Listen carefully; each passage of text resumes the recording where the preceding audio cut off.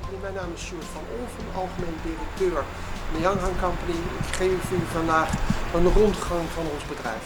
Volgt u mij. Zoals u ziet is hier ons kantoor met de collega's van de verscheving, inkoop, financiële afdeling, engineering en productie.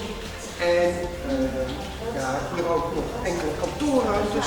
Vooral hier een meetingroom waar wij onze interne meetings hebben. Zoals u ziet is dat vooral een meetingruimte waarbij wij gesprekken kunnen hebben over techniek en onze producten. Volgens mij gaan we een nieuwe productie in. Zoals u ziet hier hebben wij ons inkomend magazijn. Al onze onderdelen aankomen in de interne laad. Gelegenheid met een Europese standaarden laad facility. Als we hier naartoe lopen, onze productie area zien, waar we op dit moment producten maken voor het Nederlandse bedrijf NEDAP.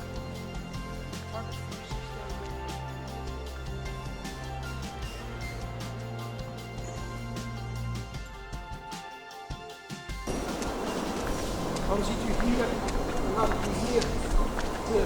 onze engineering afdeling zien en ook het Quality Control Department, waar de collega's van Quality Control verschillende producten in inkomende goederen testen op hun correctheid.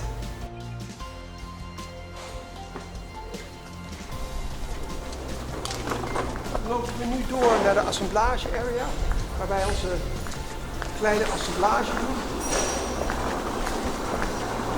Allereerst hebben we hier aan de rechterhand interne het kleine warehouse van de kleine goederen. En vervolgens ziet u hier de productieleider met 8 stations aan de linkerkant. Waar wij onze dagelijkse assemblage. Vervolgens hebben we wederom hier een opslag. Dit is voor goederen specifiek van ons, van een van onze producten, de slime.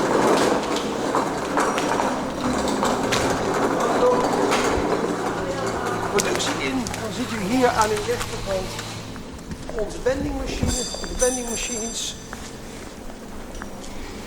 CNC punch nibble machines.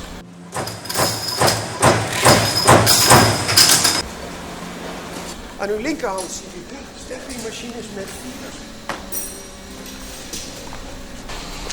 En dan vervolgens hebben we hier aan de rechterhand de uitgaande goederenafdeling plus allerlei verpakkingsmaterialen.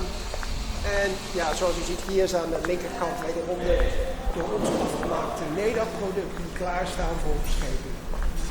Dus ik dank u voor uw aandacht en hopelijk tot ziens. Dank u wel.